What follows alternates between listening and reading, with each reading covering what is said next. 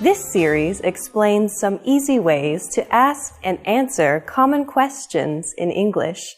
It's really useful and it only takes 3 minutes.